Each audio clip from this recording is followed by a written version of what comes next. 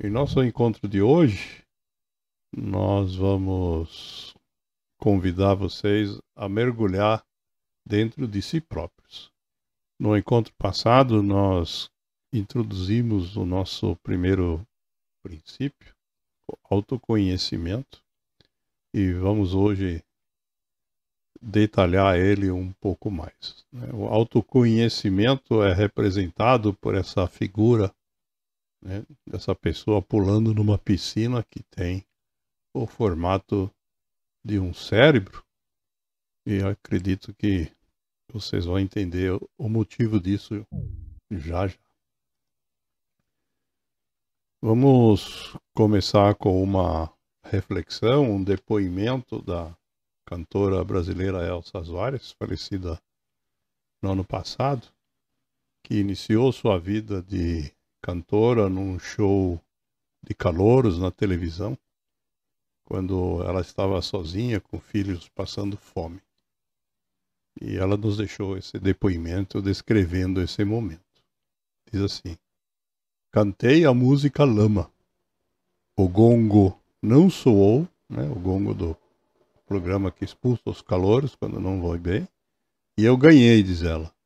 Levei o prêmio e meu filho está vivo até hoje, graças a Deus.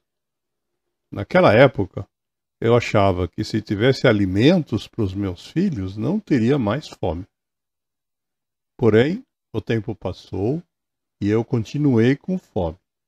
Fome de cultura, fome de dignidade, fome de educação, fome de igualdade e muito mais.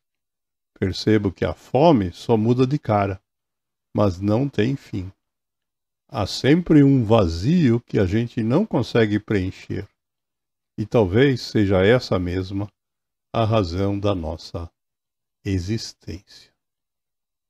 Essa fome que a Elsa Soares cita, né, faz parte, então, desse processo aí de autoconhecimento que nós vamos entender melhor por que se designa como razão da nossa existência. O primeiro lembrete prático, né, é que nós, como diz essa reflexão de autor desconhecido, temos que conviver com a gente mesmo todos os dias. Portanto, é bom a gente saber com quem que nós estamos andando. Quando a gente não sabe com quem está andando, viver é muito mais difícil. Se esse personagem é a gente mesmo, então é necessário praticar o autoconhecimento. E esse é um conceito que vem desde a antiguidade, né? Aristóteles já dizia que conhecer a si mesmo é o começo de toda sabedoria.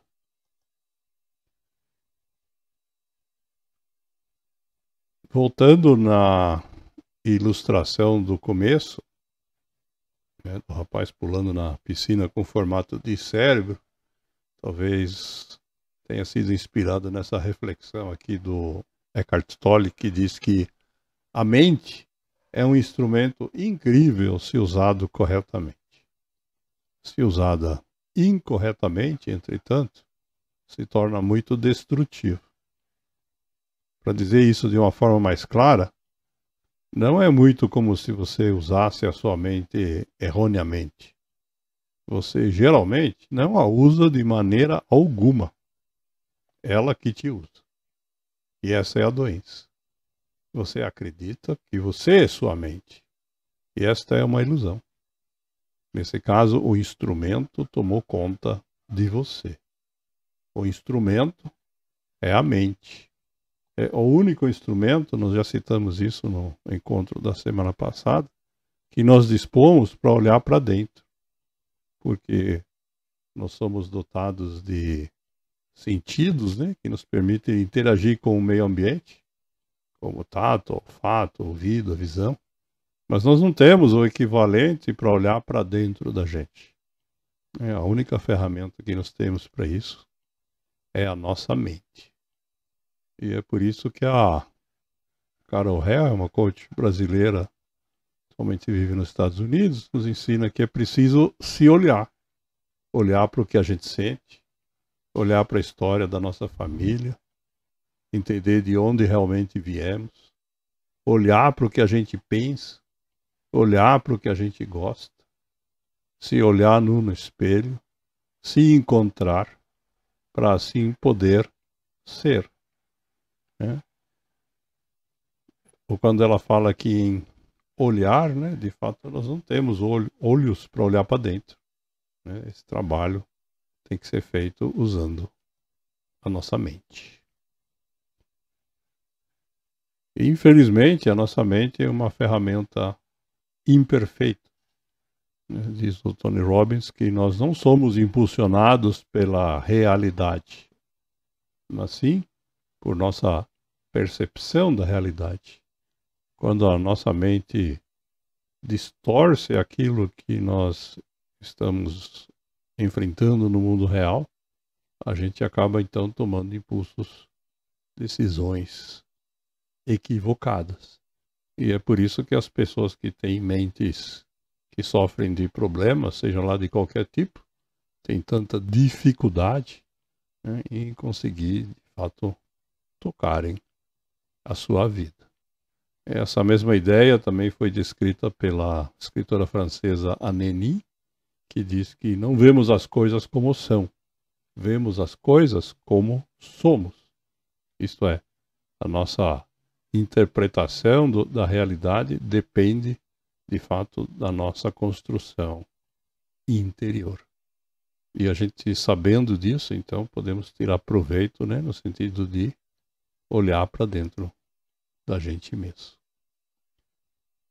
Outra forma da gente entender o que se passa dentro da gente é relembrar que muitas vezes acontece que nós estamos sozinhos e na nossa mente acaba acontecendo uma conversa interna.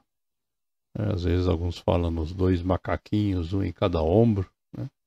O que eles expressam, né, na verdade, são coisas que se passam dentro da gente e que, segundo Don Brown, psicólogo americano, então, refletem nossos sentimentos mais íntimos.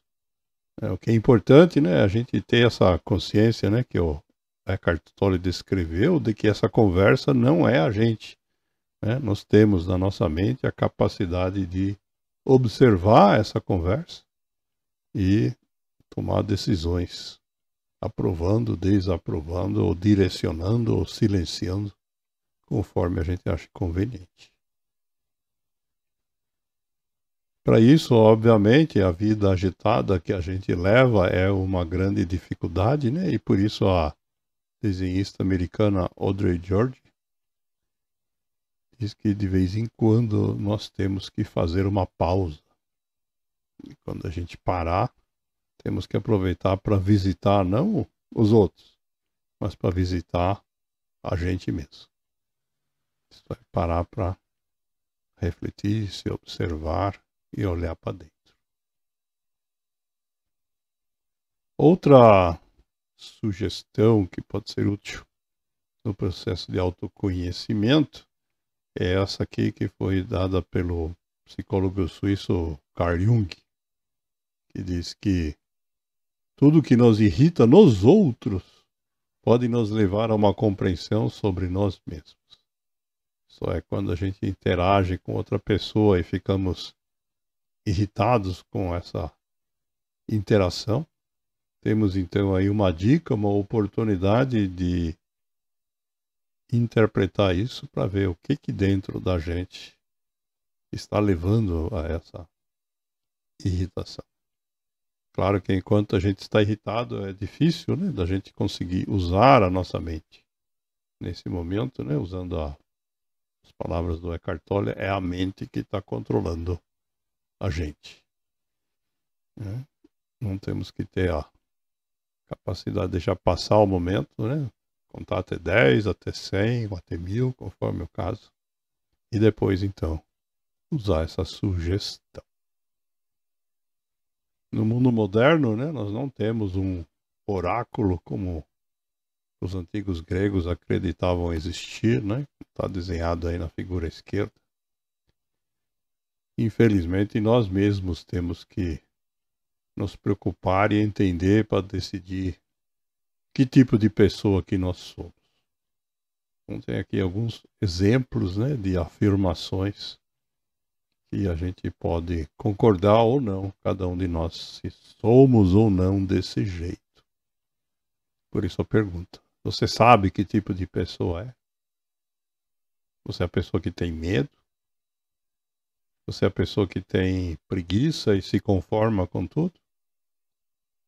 Você é a pessoa que não busca informar-se e depois formar opinião própria, mas simplesmente repete opiniões de terceiros sem refletir?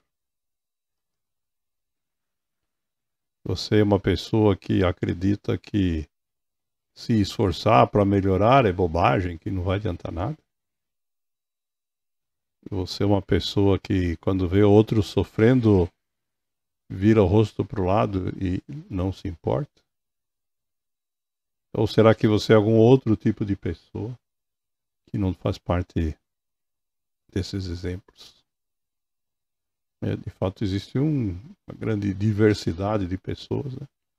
O importante é a gente saber que tipo de pessoa nós somos. E se a gente achar que não está bom, é claro, nós podemos tomar a decisão de nos modificarmos. Mas primeiro precisamos saber quem somos, para depois poder fazer esse trabalho. Esse conceito, um conceito também utilizado aí por vários pensadores. Temos dois exemplos aqui. O primeiro do Allan Kardec, que nos aconselha a estudar a nós mesmos. E diz que devemos observar que o autoconhecimento, esse processo de pensar na gente mesmo, traz humildade, né, que é uma das virtudes que nós já tratamos há algum tempo atrás.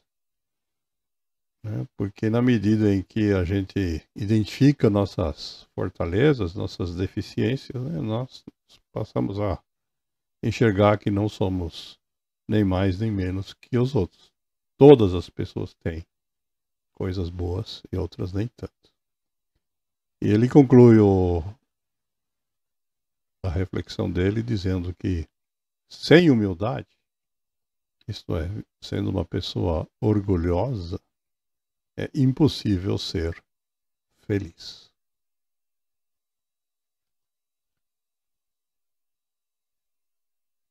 Outra questão que devemos levar em conta, o Tony Robbins, que já citamos há pouco, né, é que a gente precisa tomar cuidado nesse processo de não formar falsas crenças ou convicções, como ele chama aqui. Ele nos lembra que uma vez que a gente aceita elas, elas acabam se tornando ordens inquestionáveis para o sistema nervoso.